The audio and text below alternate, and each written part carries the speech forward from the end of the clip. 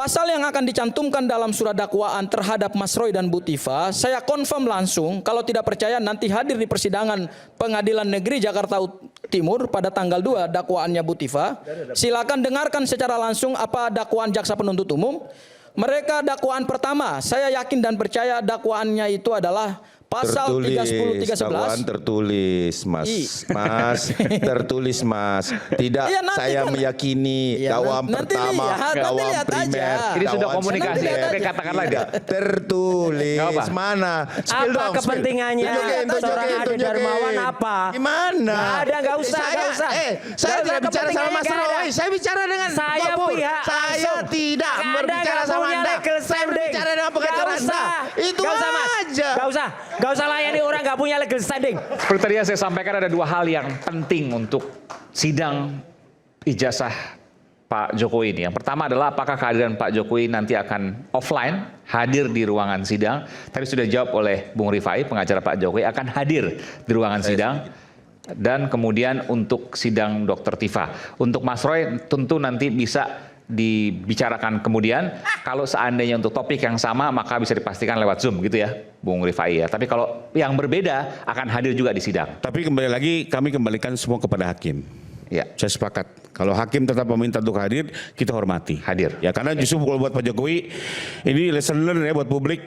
Siapapun beliau hari ini sudah jadi warga biasa.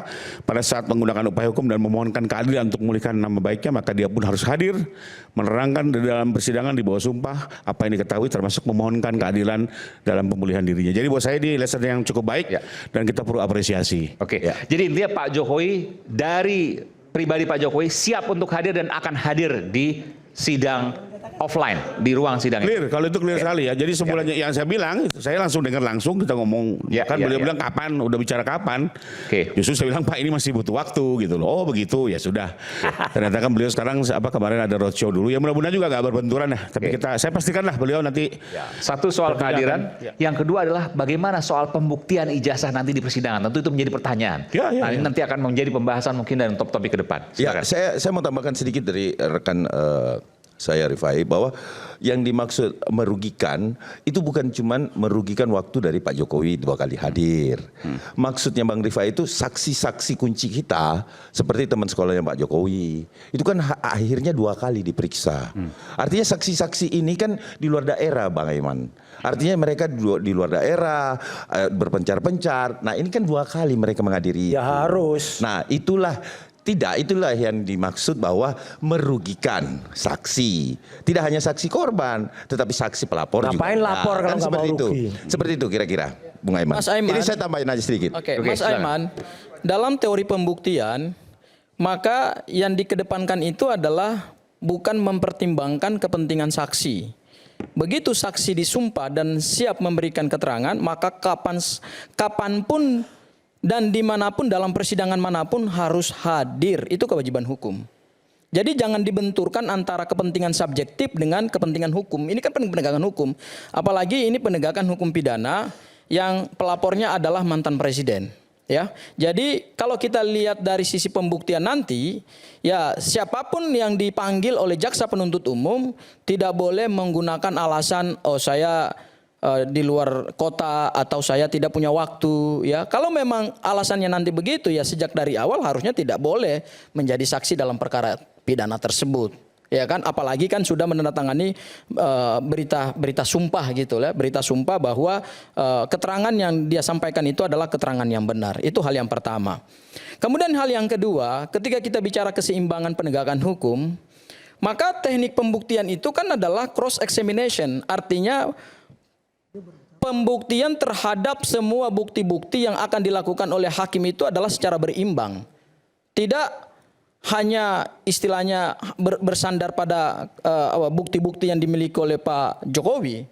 Pada saat kami melakukan tahap 2 penyerahan tersangka dan barang bukti itu Mas Aiman, itu memang saya konfirmasi langsung kepada jaksa penuntut umum dan ini adalah integritas jaksa dalam memberikan jawaban kepada kami bahwa surat dakwaan yang nantinya mereka susun sebagai dasar pemeriksaan perkara pidana, karena gini, perkara pidana oleh penuntut umum itu mahkotanya jaksa itu adalah pada surat dakwaan.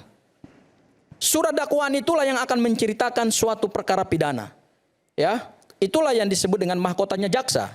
Nah, saya bertanya langsung kepada jaksa, pasal-pasal apa saja yang akan dicantumkan dalam surat dakwaan, karena memang kami sebagai pihak yang berkepentingan dalam penegakan hukum pidana Boleh, ini jaksa wajib. memberitahu tuh? Boleh, harus. Boleh disebutkan Ya, oke. pasal apa saja yang dicantumkan nanti? Pasal yang akan dicantumkan dalam surat dakwaan terhadap Mas Roy dan Bu Tifa, saya confirm langsung, kalau tidak percaya nanti hadir di persidangan Pengadilan Negeri Jakarta Timur pada tanggal 2 dakwaannya Bu Tifa. Silakan dengarkan secara langsung apa dakwaan jaksa penuntut umum. Mereka dakwaan pertama, saya yakin dan percaya dakwaannya itu adalah pasal 30 dakwaan 311. tertulis, Mas, tertulis, Mas. Tidak Iya, nanti saya kan- meyakini Iya, dakwaan nanti pertama, lihat, nanti dakwaan lihat primer, aja. Ini sudah dakwaan komunikasi, sekunder. oke, katakanlah dia. Tidak tertulis. Nggak apa. Mana? Spill Apa dong, spill. kepentingannya seorang Ade Darmawan apa? Gimana? Nggak ada, nggak usah, nggak usah. Saya Nggak tidak usah, bicara sama kepentingannya Mas nggak ada. Roy. Saya bicara dengan Saya Gopur. pihak Saya langsung. tidak Anda berbicara nggak sama punya Anda. legal Saya standing. berbicara dengan pengacara Nggak Anda. usah. Itu Nggak usah, Mas. aja. Nggak usah layani orang nggak punya legal standing. Orang yang soal ngakunya, gini, ini contoh. Orang yang junior kayak gini, ada yang senior kemarin. Yang ngakunya dia pengacara merah putih, aja nggak ngerti hukum. Tahu-tahu datang ke sidang, ucruk. Saya mau menjadi tergugat termohon. Suadi, belajar lagi hukum. Namanya tergugat intervensi Nanti- itu nanti hanya ada di nanti perdata, berhadapan dengan bukan Suadi aja. ada yang ada di pidana. Jangan Memalukan, cabut kalau tidak ada memalukan orangnya. itu memalukan dia, sangat malu bro. Nanti Gitu loh. kalau ada Malu orangnya banget baru tuh, Anda keluar gitu. berdebat, Alah. Bang Itu loh Roy, kualitasnya, Mas Roy. kualitasnya kayak gitu Iya. tuh apalagi ini. Ini. Udah ada, Ini nih, nggak usah mas, manusia kayak begini nggak usah nih. layani orang nggak punya Harusnya legal tidak boleh standing. ditangguhkan nih orang-orang kayak begini nih. Ini belum Udah, selesai, belum selesai. Ini tidak Oke, boleh Mas Aiman, ditangguhkan saya nih orang-orang lanjutkan kayak begini nih. Tapi saya mau tanya Oke, dulu. Mas Aiman, saya lanjutkan pasal-pasal ini penting. Bung Ade, Anda kan sempat marah-marah kenapa Mas Roy dan Dr. Tifa kemudian dilepaskan. Begitu Anda marah, dan sekarang Anda harus ketemu lagi. Anda menyayangkan ini? Mas Aiman, saya jangan tidak- dia saya tidak nggak jangan menyayangkan, marah. tetapi siapkan pemadam kebakaran. Ada yang mau bakar Kajari.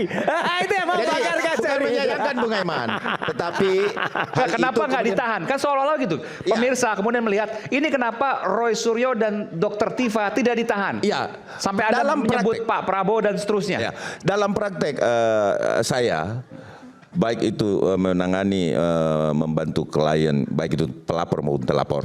Ya. Telapor pernah kita juga dampingi. Artinya belum pernah sependek pengalaman saya itu tidak dilakukan penahanan, tidak dilanjutkan penahanannya ketika pelimpahan tahap 2. Oke. Itu yang terjadi. Dari penyidik ke kejaksaan. Ya, Oke. saya merasa bahwa kok bisa seperti ini, ada apa ya? Tetapi apapun itu kembali ke kewenangan. Artinya malam ini saya juga mau klarifikasi. Baru pertama kali terjadi nih. Iya, baru pertama kali terjadi. Selama saya, nggak tahu yang lain. Kalau saya baru kali ini saya mengalami ini, sehingga kekecewaan itu ada.